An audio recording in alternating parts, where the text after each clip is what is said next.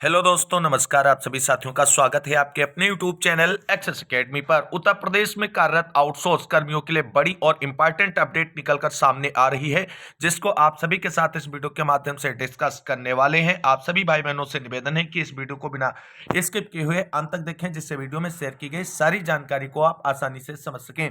Video में आगे बढ़ने से पहले छोटी सी रिक्वेस्ट है, प्लीज वीडियो को लाइक करें, दोस्तों में शेयर अवश्य करें।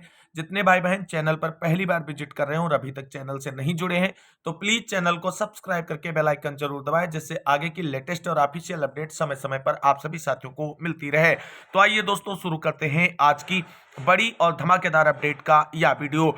साथियों, जैसा कि आप सभी लोग जानते हैं, उत्तर प्रदेश के सभी विभागों में लाखों की संख्या में आउटसोर्स कर्मी कार्यरत हैं और इन आउटसोर्स कर्मियों को बेहद न्यूनतम वेतन मिलता है और उस वेतन में भी कई प्रकार की कटौतियां की जाती हैं, जो कि न्याय संगत नहीं है।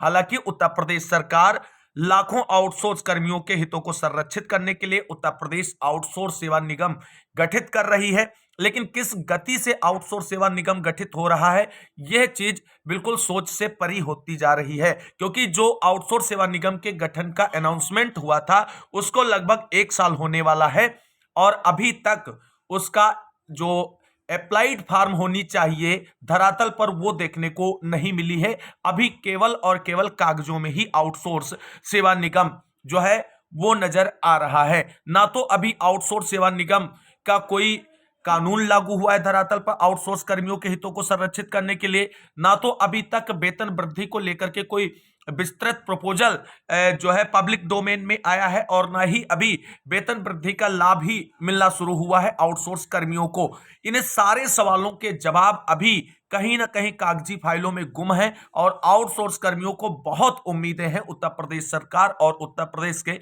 आउटसोर्स सेवा निगम से।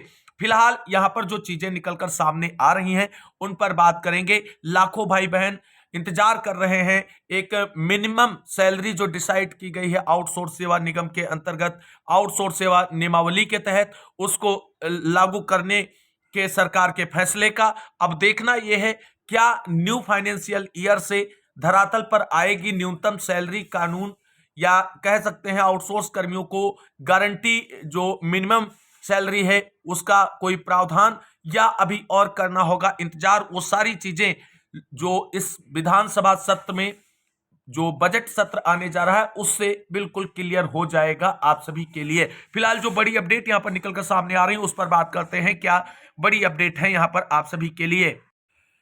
तो दोस्तों, यहां पर एक आदेश आप सभी के लिए है जो आउटसोर्स कर्मी हैं उनको लेकर के। तो यहां पर देख सकते हैं, कार्यालय प्रधानाचार्य अमर शहीद जोधा सिंह अटैया ठाकुर दरियाव सिंह चिकित्सा महाविद्यालय फतेहपुर उत्तर प्रदेश की तरफ से यह जारी हुआ है 16 जनवरी को।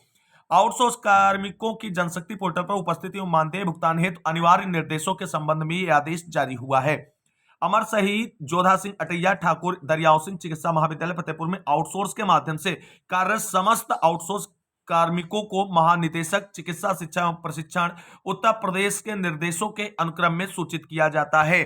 क्या सूचित किया जाता है यहां पर आप सभी लोग देख लीजिए। उपस्थिति दर्ज करना। समस्त आउटसोर्स कार्मिकों को निर्देशित किया जाता है कि वे अपनी दैनिक उपस्थिति जनशक्ति पोर्टल पर समय से पंच इन या पंच आउट के माध्यम से दर्ज करना सुनिश्चित करें। कार्य अवधि और वेतन नियमानुसार केवल उन्हीं कार्मिकों का मानदेय भुगतान किया जाएगा जिनकी उपस्थिति पोर्टल पर दर्ज होगी।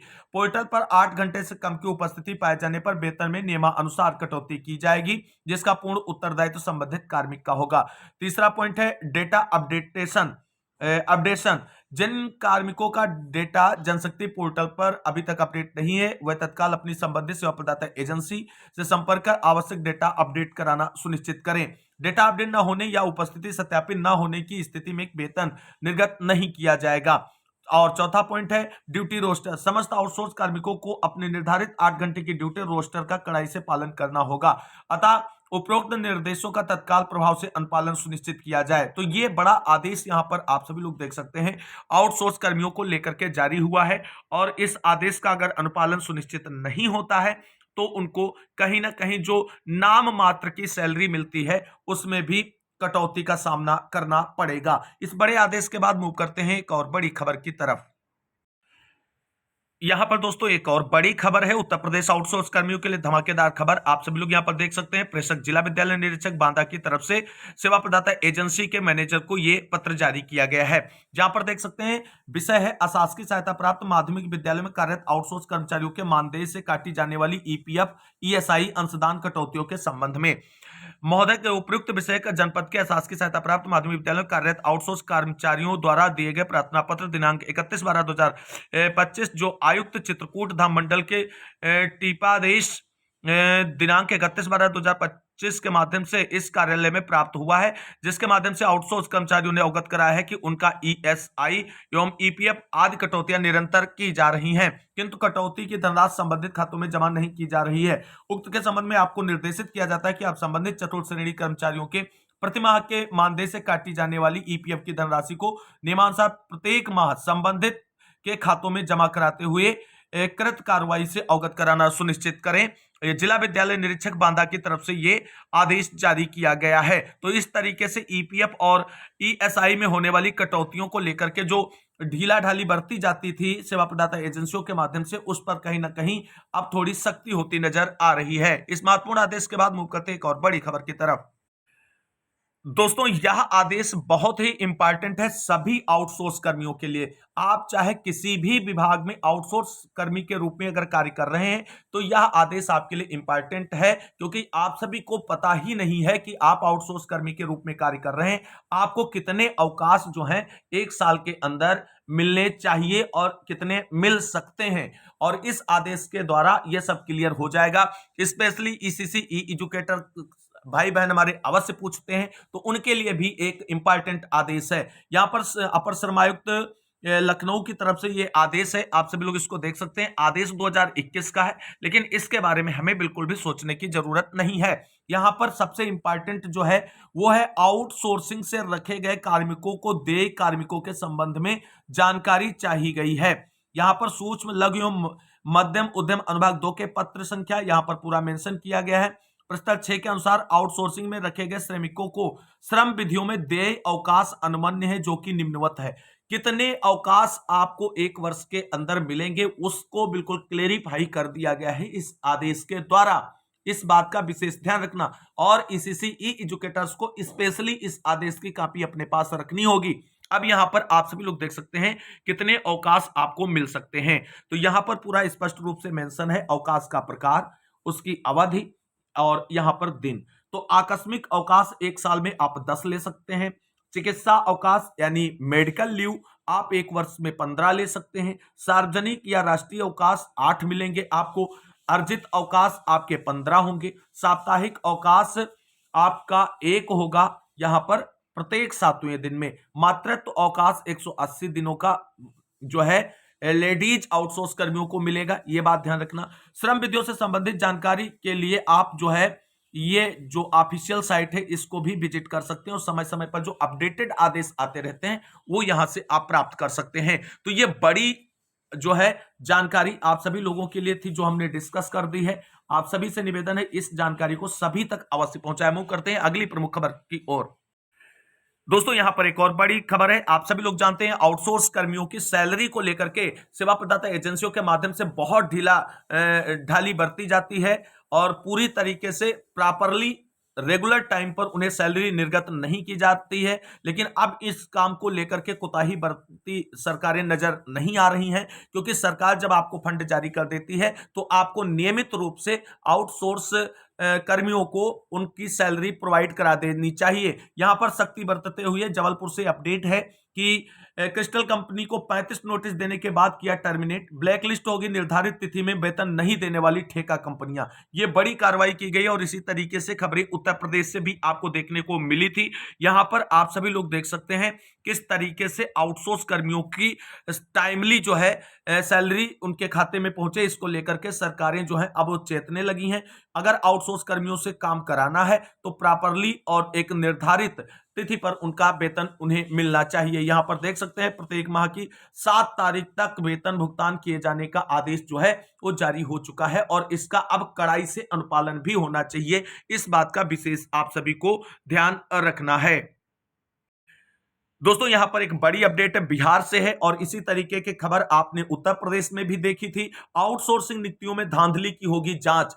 आप सभी लोगों को बता दें ये आउटसोर्सिंग भर्तियां कहीं ना कहीं पूरी तरीके से धांधलीबाजी का ही खेल है। मुश्किल से इसमें 5% अभ्यर्थी जो हैं वो पूरी तरीके से फेयर रूप में चयनित हो पाते हैं, अन्यथा पूरी धांधली के रूप में ही भर्ती प्रक्रिया संपादित की जाती है और इस बात की जानकारियां अब शासन तक पहुंच चुकी हैं।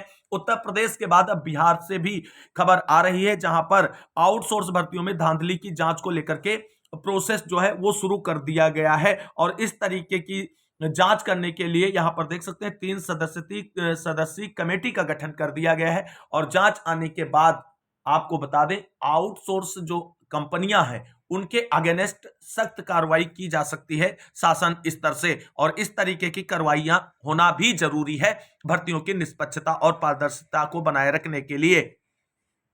और अगली खबर यहां पर मध्य प्रदेश से आप सभी के लिए है। आउटसोर्स कर्मी अपने भविष्य के अनसर्टेनिटी से बचने के लिए अब जागरूक हो रहे हैं और संगठित हो रहे हैं। संगठित होकर के अपने हितों को संरक्षित करने के लिए सरकार से जो है हक भी अपना मांग रहे हैं। उसी क्रम में आप सभी लोग देख सकते हैं मध्य प्रदेश में आउटसोर्स कर्मियों की तरफ से बड़ी मांग रखी गई है। नई भर्ती में आउटसोर्स कर्मियों को मिले 50% आरक्षण।